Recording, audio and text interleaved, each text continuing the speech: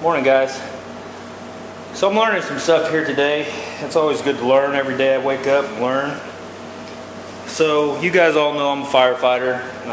Firefighters don't just fight fire. We make car wrecks and medical emergencies and shit. Anything you can call 911 for, we run on it usually.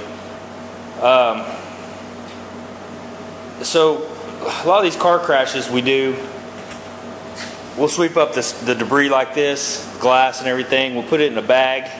A lot of times we'll throw it on, in the trunk of the car or whatever. But a lot of times this stuff gets swept off to the side, the curb, whatever.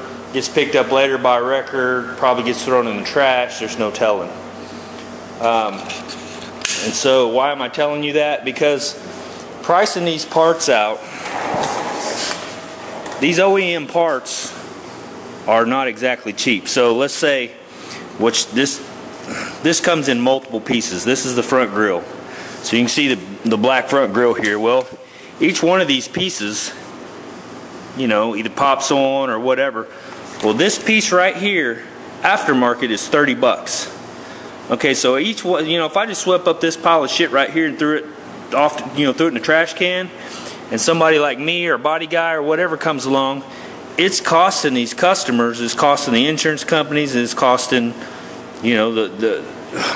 whoever's doing it, money, lots of money. Because, like I said, these are factory OEM parts. They can be cleaned up and reused, and that's what we're going to do. This one can't. This one, all the little tabs are all busted off of it. So, this right here, I forgot the exact price, but it's like $60-some. For this deal here, I got a factory OEM Honda, but each one of these little pieces, little bolts, that come out of here, like the bolts for the horns, stuff like this, man, that stuff's important, because now you're having to go somewhere to try to find a bolt like that. If you don't keep this stuff gets knocked out, swept up, and thrown away. And so for me, this is stuff you guys already know.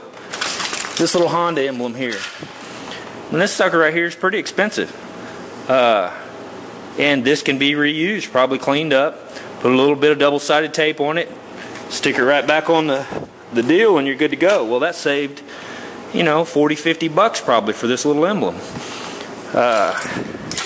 Just digging through these little parts, any of this stuff that I can reuse, and like I said, this stuff here, just lots of good pieces.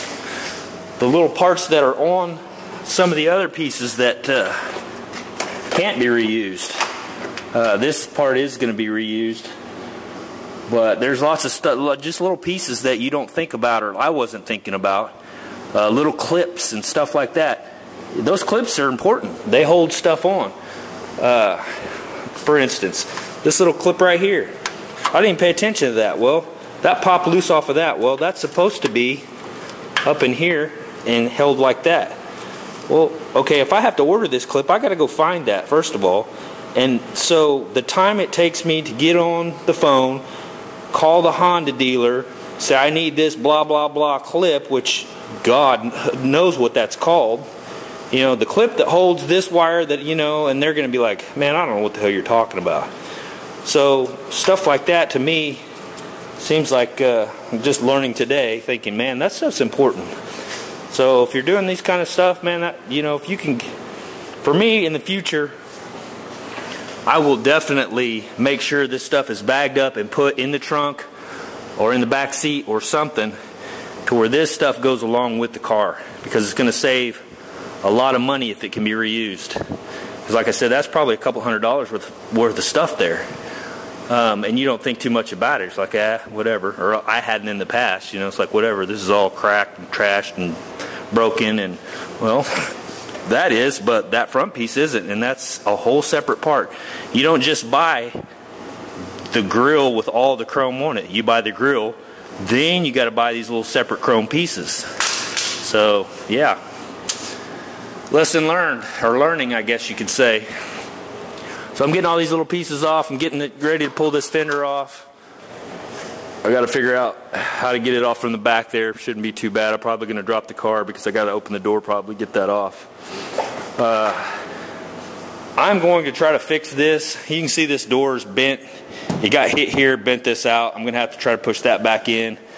A skin for this is expensive. If you go with a factory Honda skin, super expensive. So I'm going to try to work this out. You can see it's all the way, buckled it all the way back through here. Now this is a whole different, like I said, a whole different incident. This fender will be replaced. But if I can, I'm going to try to fix that door. And I know it's a pain in the ass. This stuff right here is always a pain. When it hits that and pushes that in like that, that's always a pain in the ass. But tell me what you think about that. Because I don't really want to skin the door. I will if I have to, but I could have swore a skin for this is like $300 just for the skin. So hell, I could probably find a whole door, cheaper than that. I don't know. Could be wrong, but and I figured out salvages real quick. Salvages want a lot of money for the parts. What were they wanting? $250 or no, $400 or $500 for a hood. Man, that's stout. That's a scrapyard hood. That's going to be a factory Honda hood. But you can get an aftermarket for $150. Now they're probably not even close to the quality, but still, shoot, that's a huge difference for a hood. So, yeah, all these little pieces, they ought to be saved. All that stuff has to be popped off. Little bracket stuff needs to be pulled loose and saved in the baggies. For a lot of you guys, and my boss where I worked at the collision shop, he knew what this stuff was. He could look at this bolt and tell you that's a grill bolt. He could look at these bolts and say that's a support bolt for the bracket on the blah blah blah. He knew. He's been doing it his whole life, and so he was actually raised in his grandfather owned a salvage yard, so that's all he did his whole life. He could tell you exactly what a fender bolt looks like and all that. He had a big pile of bolts, and he'd go over and just pick up one and go, here's the fender bolt for that. Whereas me, no, I have to label grill bolts, passenger side fender bolts, grill support bolts, condenser brackets, stuff like that. That way I don't get them screwed up. Because you have a big pile of shit here and you'll be like, oh, where did this thing go? And when you're looking at something like that, that can get kind of overwhelming. So but yeah, I think a lot of this is going to be salvageable. That got bent a little bit. I think we can fix that. I'm going to try to fix everything I can to save as much money as possible. There's no sense in paying $50, $60 or however much this stuff's going to cost to replace that if I can fix it and it still works. So that's what I'm kind of hoping for here. This fender looks actually really good. I think it's going to be fine. I don't think that it got hit or got bent or anything like that. Looked like a little scratch here, but that may have been already previous. But we got to paint the front clip anyway, so we'll figure that out as we go. But I'll probably take a Sawzall and hack this thing to pull it out of the way, and then get up in here and start messing with these little pinch welds and get those broke loose and see if I can get that out of there to where I can get, when I get the new core support, I can get it set up in there. I will need dimensions, and I think Velvet Hammer's going to hook me up on the dimensions, and I'm not sure which holes they'll use, these holes or whatever, but they'll usually go cross from one hole to another. Use your tram gauge, which I don't have. I may make one, I don't know. We'll just kind of see once I get it together. I talked to another guy that used to do body work with me. He owns his own shop now. He doesn't have all that stuff. He has a tram gauge, but I called him and I said, hey, can you get me the dimensions on this, that, and the other? Well, he doesn't have that. He goes, hey, it's real easy. You run your X, whatever it is to this side, if you run it to that side and it's not as far out, and this side's fitting, then you bend that side out. He said, till everything's an X. He said the hood's going to tattle, so as soon as you close the hood, if it don't fit, you know something's wrong. I was like, really? And that's the way he does it, and he gets away with it. But he does a lot of car lot cars, so they're just, it's just close, whatever. You know me, I try to be as precision as possible. So yeah, I'm gonna try to at least get the dimensions and get it within, as close as I can, within a 1/16 or however, whatever the tolerances are. But I'm hoping that this up in here is not bent. I'm hoping it just bent, crushed that in, and kind of maybe bent these in a little bit. That way I don't have to get on the frame machine trying to pull this back out, but we'll have to see. And so, all right, guys, I already made this video 10 minutes long, which is crazy. So, all right, that's it. We'll talk to you later. So look what we scored. That's the old bumper. And here's the replacement. It's the exact same color. Real lucky on that. And it's in pretty good shape. Same with the fender. This is the old fender, and it got buckled in here and creased, had a couple little dents and stuff. I could have fixed that, but we found this one and it's in better shape. It's got a couple of little boo-boos here, but that's nothing. But yeah, and yeah, it's the same color. It'll fit right up, and I can tell when this is set up where it's supposed to be, these holes lining up, this is really not that far off.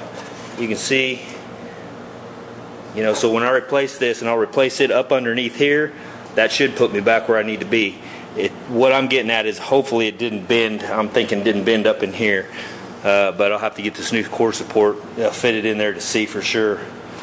But yeah, got a good deal on this locally, same color, and of course you'd have to pull it out in the light to see if it's identical match, but there's some paint missing here, so it's going to have to be painted anyway, and that door is going to have to be blended.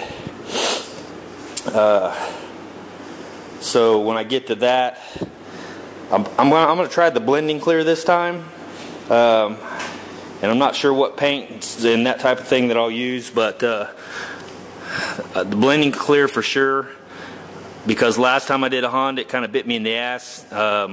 I got a little bit of modeling, a little bit of, I don't know what they call it, but anyway, the metallics didn't lay the way they're supposed to. They didn't orient the right way, and so you could kind of tell, which the guy didn't give a shit. It's another car for his daughter, basically.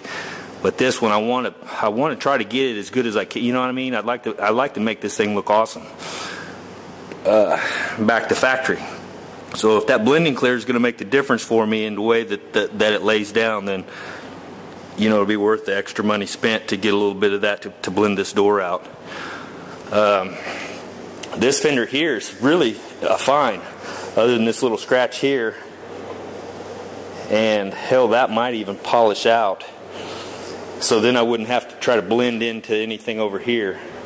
I could literally leave this alone. Now the hood will have to be done, and I may end up having to blend a little bit down into this fender to get it to match just right. But you guys tell me what you think on that. The guys that do this for a living, Matt and you guys know who you are, James Freddy's. But yeah, I think from what remembering right, we always blend it into the fenders because you almost never get a direct perfect match, especially depending on what paint you use from what manufacturer, all that kind of stuff. So I know I can get PPG, I can get DuPont, I can get all kinds of different manufacturers here in Tulsa, so that's not really an issue. I can get Matrix, I can get all that stuff.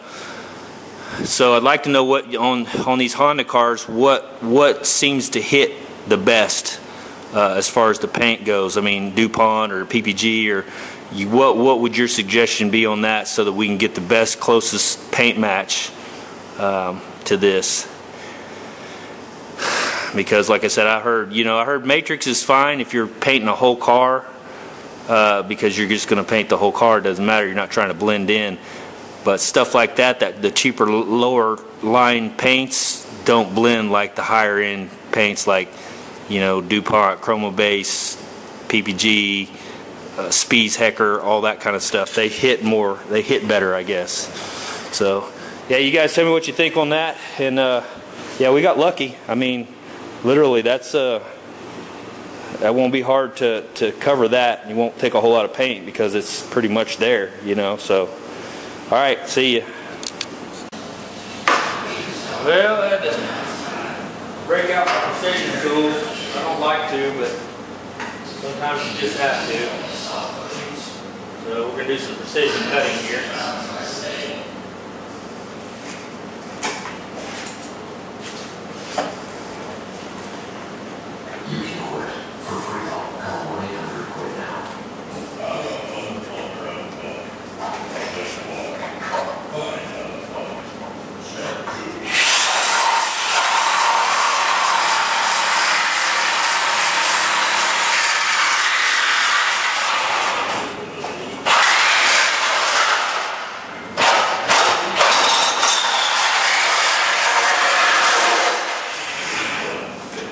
Precision cut number 1. We can do this without cutting some electrical shit. That would not be fun or good.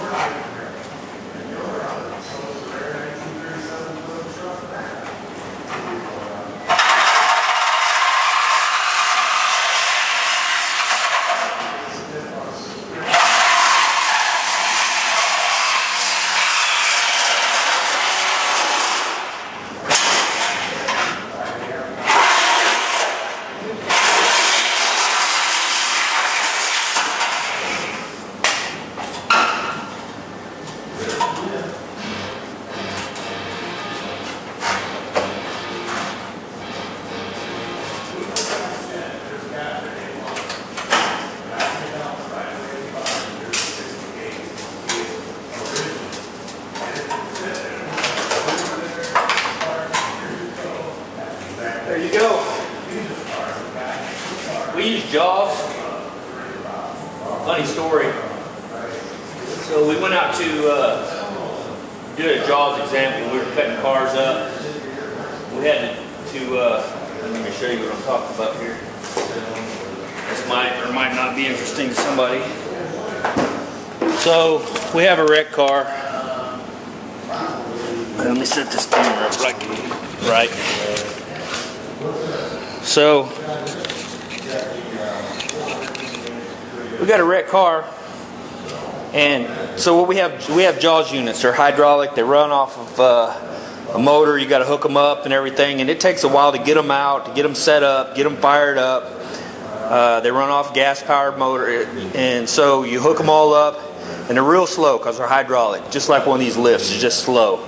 So basically, what you do.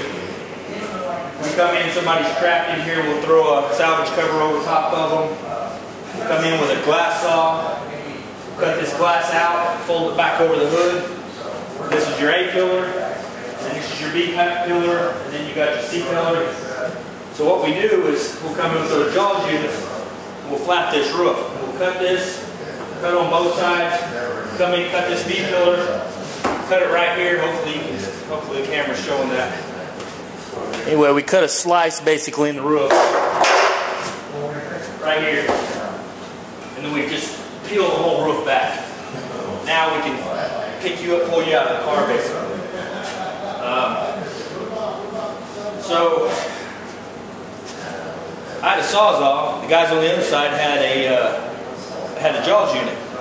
So they had their stuff all set up, whatever. But you got to realize when you pull up on scene, you got to get out the truck, go back, grab your tool, drag it over. It takes a couple guys to carry this big heavy motor, set it down, hook all your lines up. Well, we got a cord reel. I come over with this. While they're hooking all their stuff up, I come in and do just what I did right there. Whack, right through it. Right through it. Keep it up here. Done. They're still on the A pillar on that side. I've cut all three of mine apart and I'm done. I'm ready to flap. These things are awesome. Now, these don't work on everything. You can't, you got a door that's crushed in, you can't just cut it all out and all that. But for flattening roofs, awesome. You still have to have the jaws to be able to get in here and bust it through, or bust the pin, or break through here, or anything like that. Because obviously that saw's not going to do that. But yeah, it's an awesome tool. It really is. And these cars cut, as you see here. This is a pretty big structural piece I just cut. So that's the first thing that's saving you when that thing gets hit. And you can see here, it cut through it like butter. Just no problem whatsoever. Cut through here, And so, yeah, those little Sawzalls, man, you can cut a car apart real quick. So I'll figure out what I'm going to do over here, where I'm going to cut, make sure I get all my lines taken back. I've got a prop rod right here, which I need, so I'll probably try to cut around that prop rod and then cut here and pull that piece off. Now, later, obviously, I have to come through here and zap these out when I get my new core support. But for now, I'm just trying to get this mangled crap out of the way, pull this out and see what other damage I've got. See if my fans are all crushed in there, if I'm going to need to get fans or what. But I need to get this stuff out of the way. So that's basically what I'm doing. See you guys.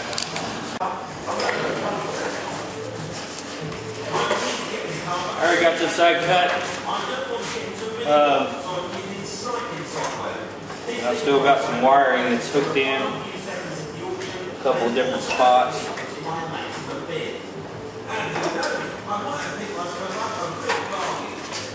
See here, they tack it in the back here.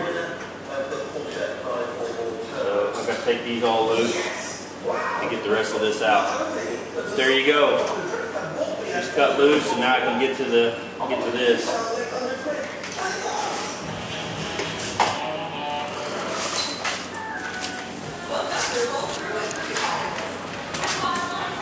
See where they put that in the back of that core support.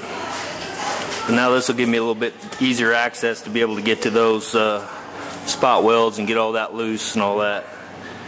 So there you go. Alright guys, you can be as careful as you want. And sometimes still shit happens. So I'm going to show you how to make a body shop band-aid. Get you a piece of, I don't know, whatever you want really. Paper towel. If you got gauze, that's fine. Take some masking tape because it's handy.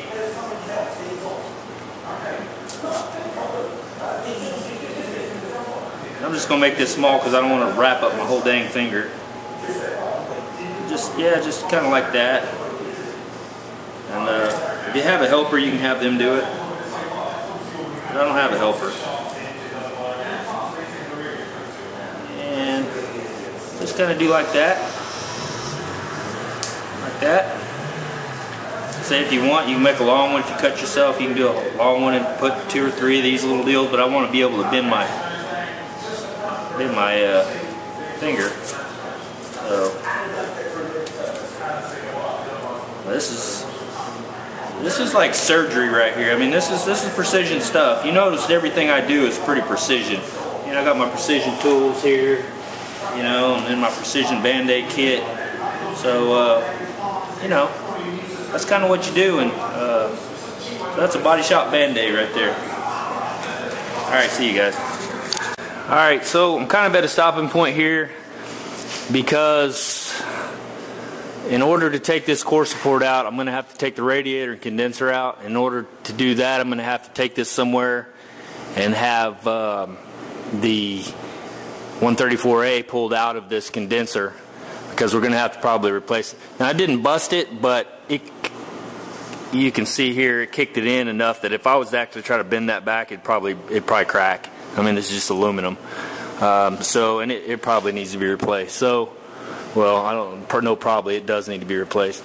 So I'll have to take it and have that done, and then bring it back, and then once I get it all back together, then I can take it back and have them refill it. And I had to do that on the Corvette when I fixed it. Somebody was asking me, well, several people were talking about the ass end of this, and yes, it got hit pretty good back here. So obviously this bumper went in and flexed back out, and that's great.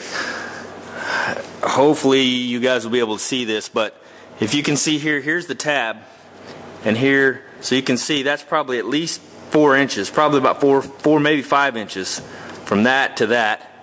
Same from this, it's a little closer, probably more like 3 inches or so, maybe 4. So what it did was come up under here, it squashed this and pushed that all in. Okay, you can see it's all crinkled here, maybe you can see that up in there, it's all buckled. Okay, I need to pull this off and kind of take a look at that. This is going to be my buddy, and then I need to pull this down. But this is, to me, this is not that big a deal. I am going to have to put it on a frame machine, which is not going to be a big deal. I got a buddy that's got one. Actually, the guy that owns this car picked the frame machine up from Arkansas, and for a price, hauled it back to Oklahoma for the guy that owns it now, which works out perfect because, you know, kind of a favor type deal. So he's going to let us use the frame machine. But yeah, we'll get in here and take this bumper off and get this pulled back out straight, beat this all back out, and that shouldn't be too bad. But yeah, for the people who were asking, it's however it did it. It didn't jack with this. It didn't get into the frame. It doesn't look like any of that stuff got bent at all. You know, it all looks real straight. So it must have somehow got up underneath it, which you can see most of the impact was down low. So whatever car hit under here must have picked the ass into the car up and then buckled up in here. So yeah, we'll get that pulled back out with the frame machine and get it beat out from the inside. But let me take it down. I'll show you the inside of the trunk real quick.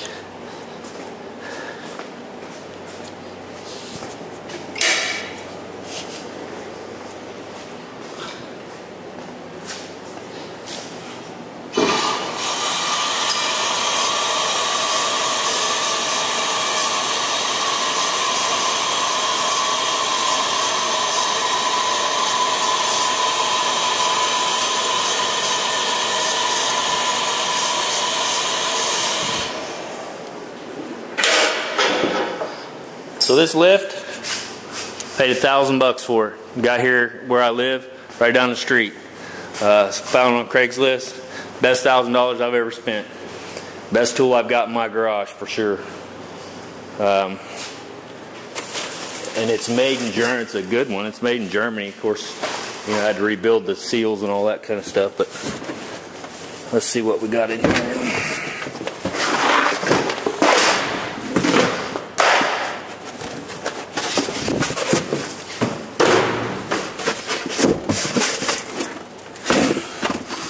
Yeah, so you can see here where it buckled, both sides.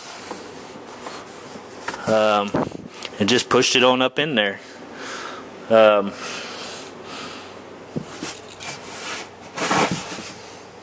So yeah, I'll just pull that spare out, take, hook up frame machine to it, start pulling this back out and hammering down and getting this all back to close to the shape it needs to be. I doubt we'll get her just perfect, but she's gonna be dang close. I don't know. So yeah, we'll do a little more further investigation. I'm not that worried about this right now. That's not affecting the drivability of the car whatsoever. I'm trying to get this front end done. Once I get the front end done, then we'll pull that, get this all back together where it's drivable, and I'll drive it over. We'll get it on the frame machine and go from there. I don't think I'm gonna have to use a frame machine on this, the front. Like I said, these seem like they're pretty good. You can see where this buckled here. Same over here. We'll actually cut where it buckled over here. Hoping that these are going to be where they're supposed to be, and I think they are. They don't look like they're not creased anywhere. They're not, look pretty good. Same with this one. Nice and smooth. Don't look like they've moved at all. None of this is pulled away or broken. So I think we got lucky on that. So that's going to be it for me today, guys. I got a little bit done, but I can only go so far without having the parts that I need to get this mock back up. And again, I'm kind of at a stuck point where I've got to get those out before I can start breaking these welds loose. So I'm going to have to take it and have that done. So, all right, guys. You guys have a good evening, and we'll talk to you next time. See ya.